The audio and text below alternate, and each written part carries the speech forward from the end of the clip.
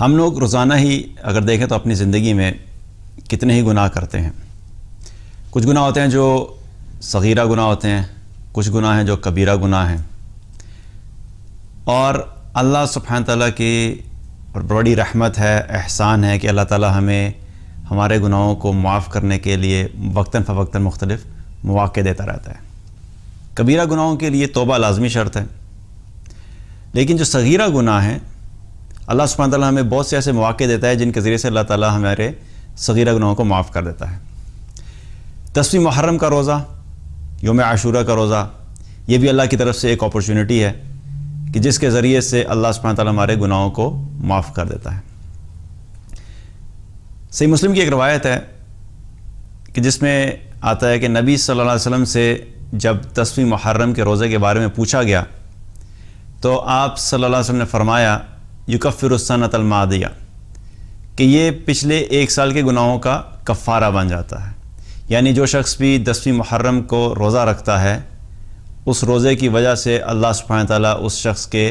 پچھلے ایک سال کے صغیرہ گناہوں کو معاف کر دیتا ہے۔ اور صحیح مسلم کی ایک اور روایت ہے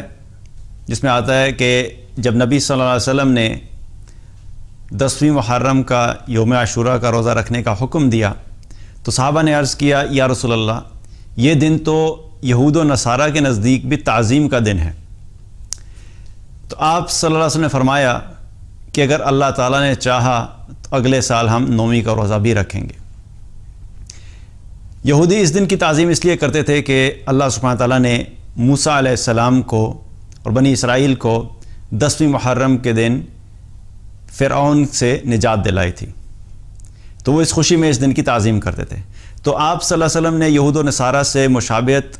نہ ہونے کی وجہ سے، تاکہ ان سے مخالفت ہو سکے، فرمایا کہ پھر ہم صرف 10ویں کا نہیں رکھیں گے بلکہ ہم 9ویں اور 10ویں کا روزہ رکھیں گے۔ تو جو شخص بھی 10ویں محرم کا روزہ رکھنے کا ارادہ رکھتا ہو وہ 10ویں کے ساتھ 9ویں کو بھی ملا لے تو 9-10 کا روزہ رکھ سکتا ہے۔ اگر 9-10 محرم کا نہیں رکھ سکتا تو 10-11 کا بھی رکھا جا سکتا ہے۔